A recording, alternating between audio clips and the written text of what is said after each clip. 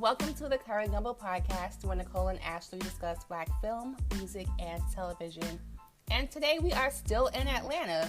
Well, virtually, courtesy of Hulu. Let's get into the next episode. We're at Stonewall Jackson High School.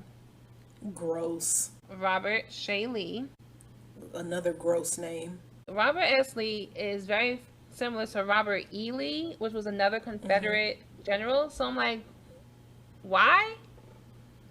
I think that's the point that they're making. Point? Like the racism is so steeped in it. Like even if you're changing the name of the high school, but it's like still not going to change like racism at large. I do not understand why we have Kevin Samuels there. As we are recording this, Kevin Samuels has passed away. He passed away like maybe a week ago as we are recording this. I don't know if we will learn the cause of death, but as in life, his death was incredibly controversial because there are still folks who he pissed a lot of people off, and people are not silent about it. You know, I did not listen to Kevin Samuels. But I knew that his rhetoric was full of shit. What I have heard, I have not heard all of it, but I have heard clips of him saying like admonishing a woman for listening to her child, for believing that the child wasn't lying when they said that they were being molested by their stepfather. You know, I've seen him kind of berate men, asking them how big their penises were, telling women to rate themselves on a scale of 1 to 10, and him like arguing with them. I'm like, I'm sure that his idea of like high value people just seems steeped in like anti-blackness, capitalist, very like just a lot of shit that I am just not with. Why people called that man show? I don't know. But hey, you can't call it no more. But there will be another Kevin Samuels. Yeah, he's not the only one. The whole idea, and we kind of talked about this on, I think, like a man episode, of like what women need to do to like get a man. It's like, y'all need to be worrying about how y'all can keep women, first of all. I'm so over all these people and videos and podcasts. How to get a man. What you need to do to get a man. How you get a high value man and a high value woman and low value. You ain't got no value, and you man ain't gonna do this, and you need to do this. It's like, stop. But anyway, back to the episode. Robert S. Lee is giving scholarships to all the black people in the school. So the issue is Aaron, this white presenting male who has a black father, he's been presenting as white all throughout high school. He's been struggling with trying to figure out where to go to college. He wants to go out of state. All his friends go to school in Arizona. We are in Atlanta. And he's asking his dad to fill out the FAFSA form like we all did to get the loans. And his daddy is like, nope, I'm not filling out no loans. No Parent Plus loans, no federal loans, none of that stuff. You better figure it out. And he doesn't seem to be helpful at all, which was a little heartbreaking to me. I would think that if you this doesn't seem like he's worried about his child being in debt. It seems like he's worried about how will this have an impact on him. Because I had all types of loans and I ain't had my parent co-sign for shit. Like it did not impact my parents' credit at all. So there's a way to get it done, and it seems like he is not even trying to assist his son in figuring it out. It's like you figure it out on your own. And I think that there are a lot of black parents that are like that. One, because they don't know how to do it. They don't know how to do it, so it's like you figure it out. But also, you know, if you over 18, you need to be paying rent in my house. Why people do that is so fucking ridiculous.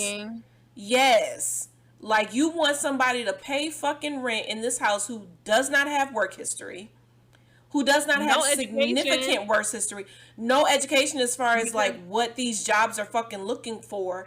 And yet, so it's like either go to college, you're not going to help me figure out how to get there, or leave my house. Now, what job am I going to get? Best Buy. But don't get mad when I run these streets.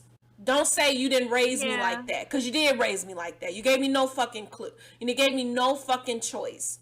So the father is like incredibly, he is operating within his wheelhouse, but it's still sad. It is still very sad. Because there are other options. I know a lot of kids now, they've really tapped into like starting off at community college. Yeah. At least to get your associates and then transferring. So at least you have, or at least doing your basic credits at community college, because you can pay for that out of pocket. Can he? I'm saying in general, because he was saying Arizona State was $50,000 a year. Was it Arizona State? I thought it was. I thought it was. It was ASU. Was it meant to be Arizona State, or was it? I thought they said Arizona. They could have said Arizona, maybe. Because it seemed like all of them wanted to go to. I was like, is this just a? Yeah, is this a doppelganger for like GSU? This is a doppelganger for Georgia State University. Why not pick a local school? But they didn't want. I don't know why they didn't want to. Okay, so the students have to audition to see if they're black enough to get this scholarship. And you see these kids in the hallway singing Shy a cappella, which I'm like, kids don't know that song. Now, I thought the audition was the funniest part of the show. I thought George Wallace. I didn't know who the other judge was. So I'm trying to remember where I know George Wallace from. But ain't he a comedian? He is a comedian, but I'm like, where else have I seen you? I think he's just a comedian like black people just know. Like, we just know him. But when I tell you that shit was fucking funny when he said, "What color are Wendy's napkins?" I said, child, this takes me back to Rachel Dolezal and people asking her questions like, where was Usher at 7:00? Where was Genuine at 9:00?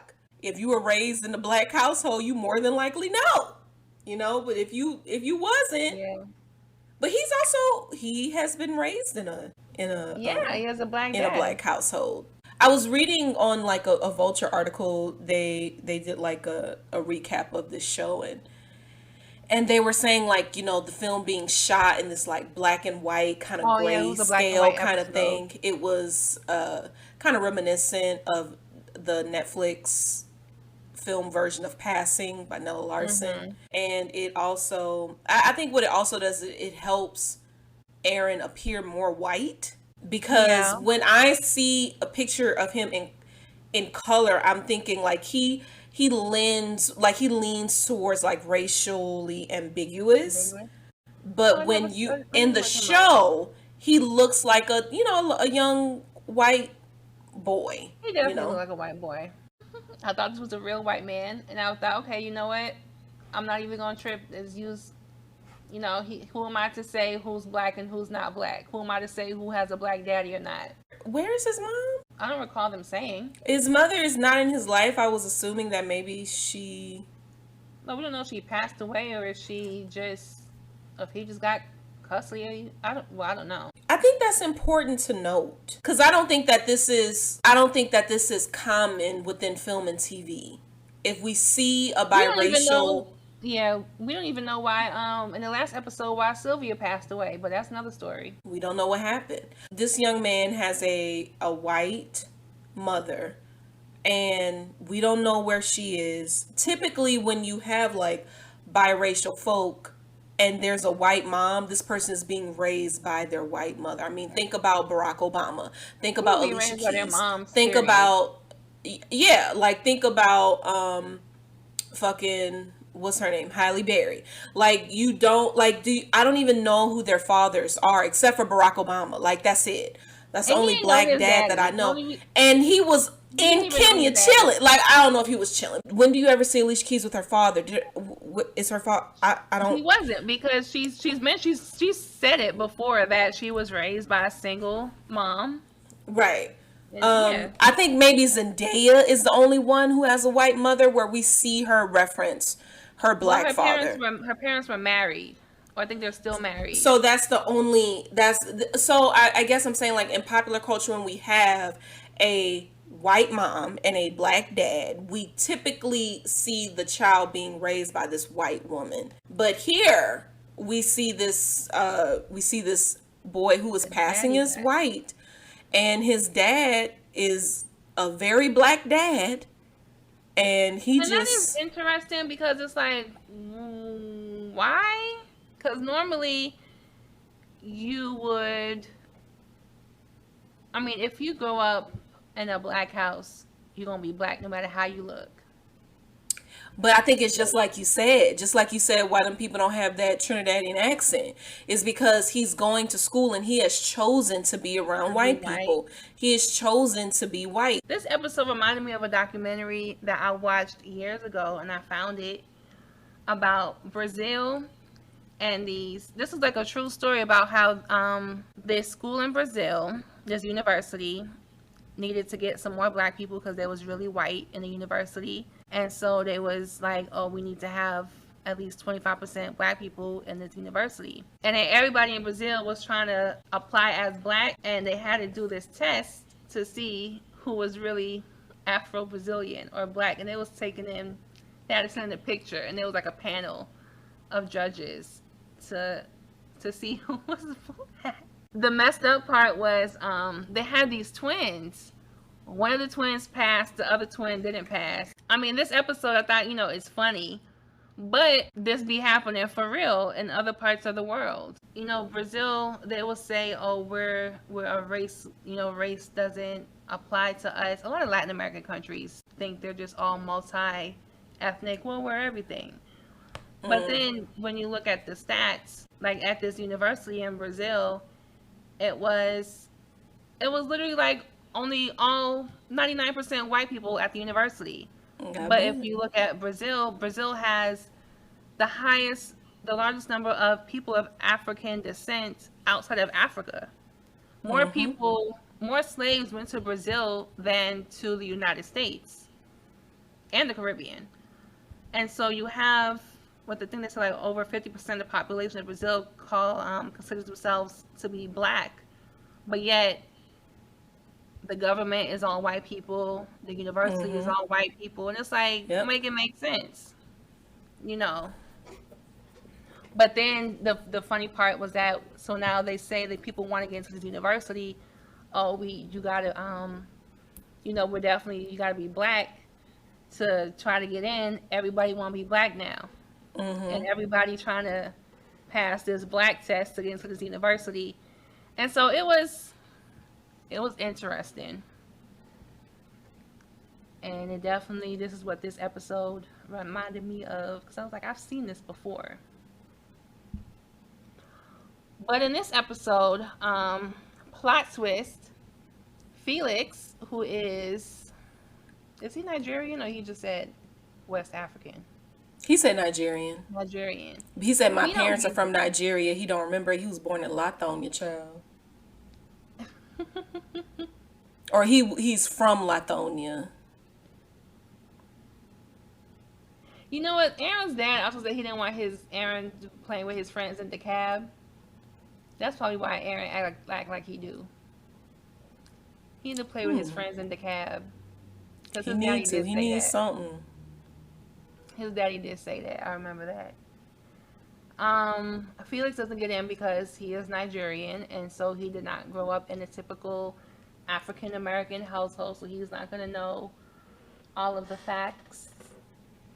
Well, and what's interesting is that Aaron is able to clock why Felix isn't considered African American. But he's not able to do that same critical work with himself. Oh, yeah, because he says you're not black. Like, I hate when people use black as a culture. Like, black is a color. One. You can say, I don't even want to say it's a race. But when people use black as a culture, that bothers me in a way. It does? It excludes Caribbean, because it excludes Caribbean and African culture. And then this whole so when you hear, because I've heard people, because I've been asked, is you like the whole, are you mixed with anything, or you black, or you're not black, because you Caribbean. I'm like, stop. Just stop. Like, So what you're saying is, when people say black, they mean African American, yes. descendant of chattel slavery. Like, But Caribbean people are descendants of chattel slavery. in the United States proper. Like, that's what Yeah. Aaron failed the test. Aaron failed the Yeah. test, and Aaron wanted to burn that school down, but Felix And wanted so to burn did it down Felix, too. because he didn't pass the test either, because he Nigerian, and which I feel him. So there's a young man who was shot and killed by the police. Yes. And his father wants to sue the city, and Aaron just don't understand. Aaron said they told him to freeze. Aaron said they told him to freeze, and this scenario. He said, "Don't police say freeze first." Yeah, That's what all he you had to said. do was listen. That's what he said, and that scene kind of reenacts itself. It does, Because both of them are like, have these weapons at this school, but the police just shoot Felix, and and tell then they say freeze. Aaron to second. freeze. Yeah, and because Felix gets shot by the police, Kevin Samuels was like, "That's the blackest thing. You go ahead. Don't worry about it. We got your medical bills covered. Here go your scholarship check. You know, are you just walking around with checks?" So Aaron ends up working at Best Buy, I guess. Lawrence Hive. God! And he runs into his ex-girlfriend. Kate broke up with him. His girlfriend, his white girlfriend, Kate. She said, broke up "Baby, with I him. know you ain't going to ASU. I already know that. You ain't got it. You ain't got it, baby. You ain't got it. You ain't going." Aaron got rid of his Justin Bieber swoop and got a low haircut now, working at Best Buy, talking to the black girls, and he sees Kate, and I guess he and the black girls now. And then what he said, "I've never been more attracted to you in my life." Oh, yeah. Now that he has decided to live as what he defines as a black child, because this is not the only way to be a black individual. So the way that you have decided, like, you can't, you can't, like, this show is like, the way they treat black people. It's like every episode, it's like the black people ain't treated right. And like, how do you want black women who date black men to feel about this line of him saying, "I've never been more attracted to you"? How are we made to feel about that? No.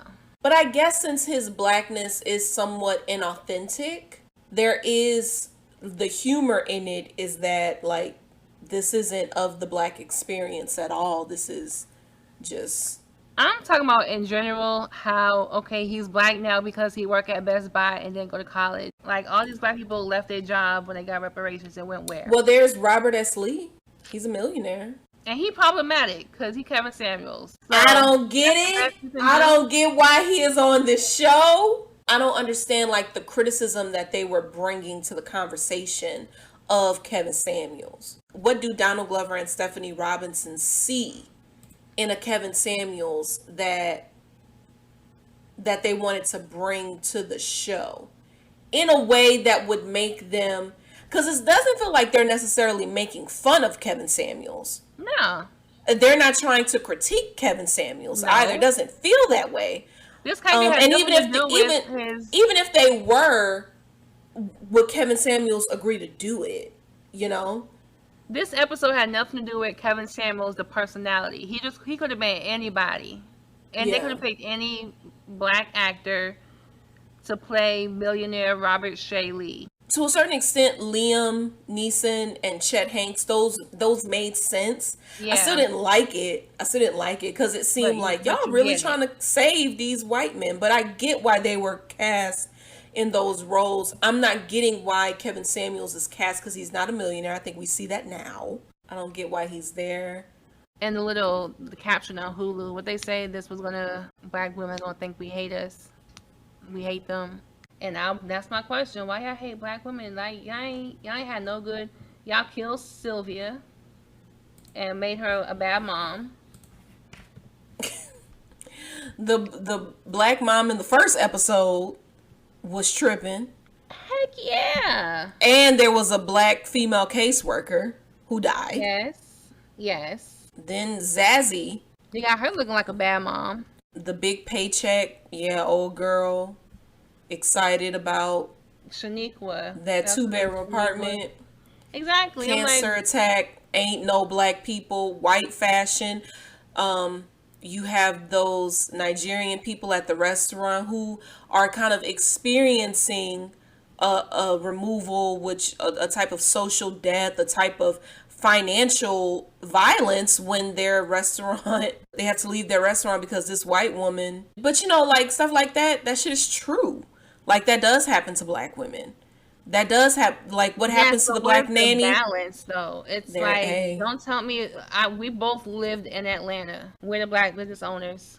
There's so many black women. Black women are like the highest business owners because black women just be getting stuff done. Yeah, listen.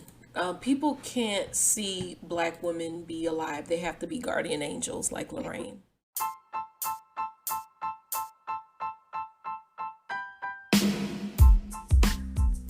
Thanks for listening, and stay tuned for more Atlanta episode reviews. And don't forget to follow us on Instagram at Curry Gumbo. Bye.